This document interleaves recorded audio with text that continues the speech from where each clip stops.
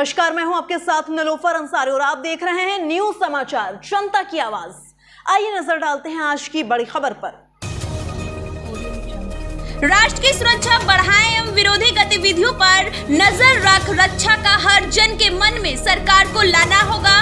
बांग्लादेश में हिंदुओं की सुरक्षा सुनिश्चित हो वहीं बांग्लादेश में हिंदू समाज को लोगों पर हो रहे अत्याचार एवं महिलाओं बेटियों के साथ हो रहे जघन्य अपराध को लेकर आज गुरुवार दोपहर विहिप कार्यालय भारत माता मंदिर में प्रेस वार्ता को संबोधित करते हुए विश्व हिंदू परिषद जोधपुर प्रांत मंत्री परमेश्वर जोशी ने कहा कि पड़ोसी बांग्लादेश हिंसा और अराजकता से ग्रसित है।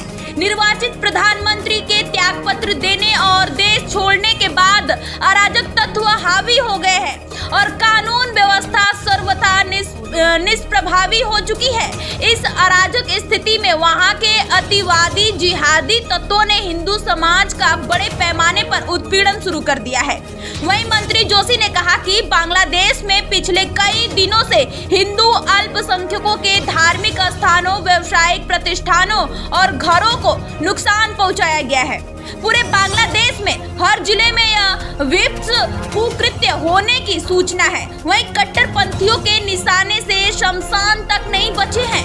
मंदिरों को भारी क्षति पहुंचाई गई है। बांग्लादेश में शायद ही कोई जिला बचा हो जो इनके हिंसा एवं आतंक का निशाना न बना हो। समय समय पर निरंतर अंतराल पर होने वाले ऐसे दंगों का ही परिणाम है कि बांग्लादेश में हिंदू जो कि विभाजन के समय में 32% थे, अब 8% से भी कम बचे हैं और वो भी लगातार जिहादी उत्पीड़न के शिकार है। वहीं विहिप प्रांत उपाध्यक्ष मानाराम बिश्नोई ने प्रेस वार्ता में कहा कि बांग्लादेश में हिंदुओं के घर, मकान, दुकान, ऑफिस, व्यावसायिक प्रतिष्ठान एवं महिलाएं, बच्चे एवं उनकी आस्था एवं विश्वास के केंद्र मंदिर तक सुरक्षित नहीं है। वहां पीड़ित अल्पसंख्यक हिंदुओं की हालात बद से बदतर होती जा रही है। यह स्थिति अत्यंत चिंतनीय है। वहीं उन्होंने कहा कि विश्व समुदाय की यह जिम्मेदारी है कि बांग्लादेश में अल्पसंख्यकों की सुरक्षा एवं उनके मानवाधिकारों की रक्षा के लिए प्रभावी कार्रवाई करे।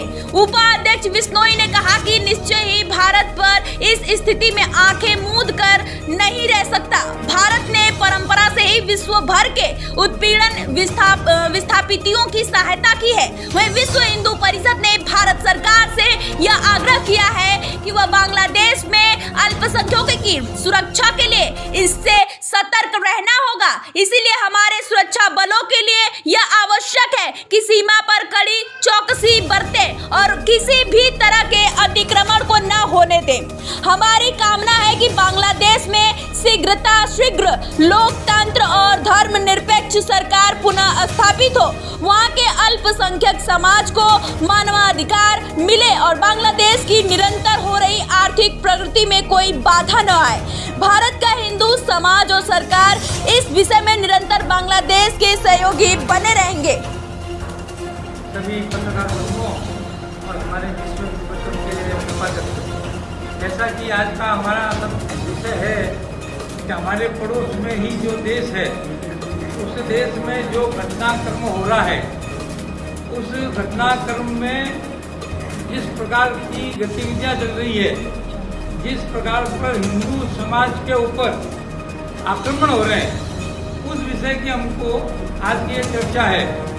आपके माध्यम से, चैनल के माध्यम से ये स्पष्ट पता चल रहा है कि हमारा एक पड़ोसी देश है। ये बाकायदा हमें से टुकड़ा हुआ, हम सबको पता ही है, और हमारा देश से टुकड़े होकर भी हमसे लंबे समय से उससे अच्छी मित्रता भी रही है।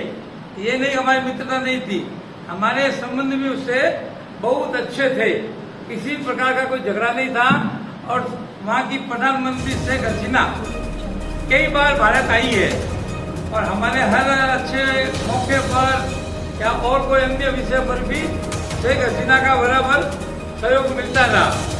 और बांग्लादेश के अंदर जिस प्रकार हिंदू समाज के ऊपर जो आक्रमण हो रहा है, ये क्यों हो रहा है इसका अभी तक कोई पता नहीं है। चाहे भले 1947 का समय हुआ हो, चाहे भले 1971 का हो, और चाहे अभी 2024 का हो, ये आक्रमण हमारे ऊपर, हिंदू समाज के ऊपर इस तरह का अत्याचार उल्टा लटका कर, टीवी के माध्यम देखा कल मैंने, उल्टा लटकाया पुलिये के ऊपर।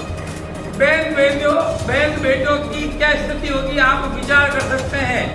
उनके साथ दुराचार हो रहा है। ये इस प्रकार जो हमारी मित्रता होते हुए भी उस बांग्लादेश में हमारे अल्पसंख्यक बंधु वहां अब उनके ऊपर आक्रमण क्यों कर रहे हैं, जबकि थाना उनके पास और थाने में सारे लोग मुसलमान, कोर्ट के अंदर मुसलमान, सभी स्थानों पर उनके हैं और यहाँ तक कि न्याय प्रणाली भी मुसलमानों के हाथ में है। फिर भी हिंदुओं पर गुस्सा निकालना ये कहीं भी सार्थक नहीं है।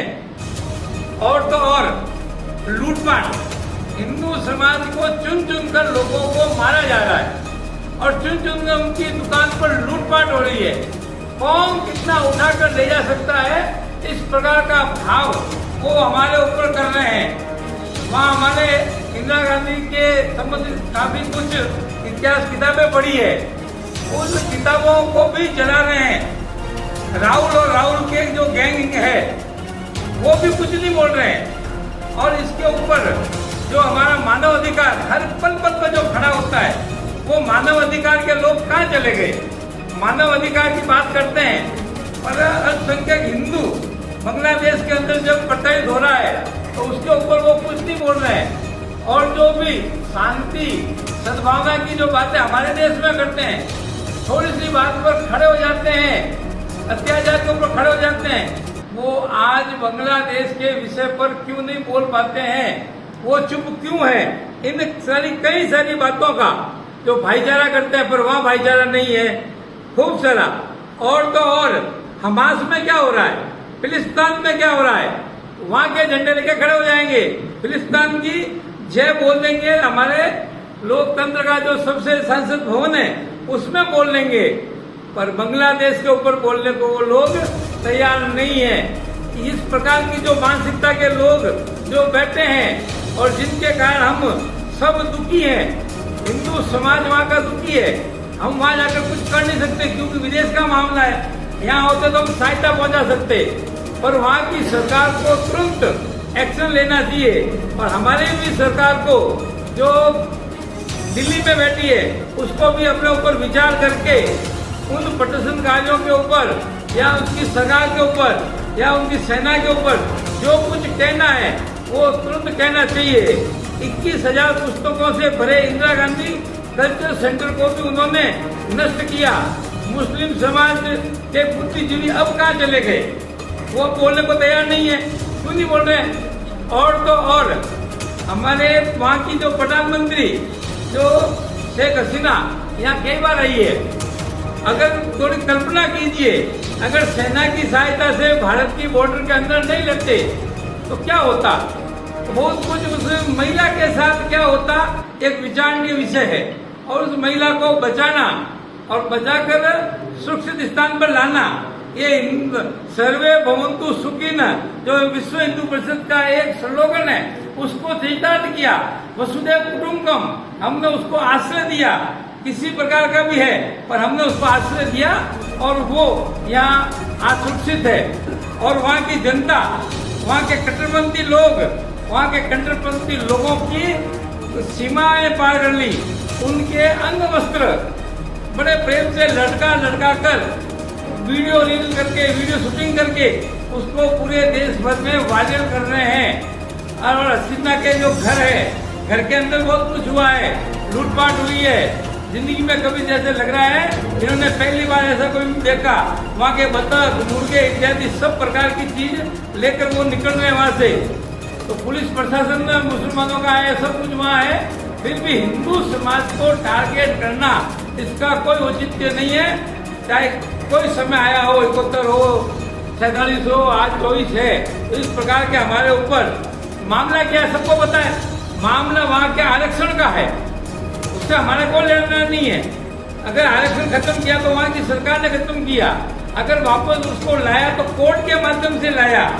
उस सारे विवाद में हिंदू कहाँ है, फिर भी हिंदू समाज के ऊपर इस प्रकार का जो आक्रमण कर रहे हैं, हिंदू समाज को एक कितने कोई जमाने में 30% थे, फिर 20 हुए, आज 8% है, फिर भी 8% को भी उनको हजम नहीं हो रही है। तो इस प्रकार जो ये देश भर में हमारा पड़ोसी देश का जो अराजकता फैल रही है, उस अराजकता का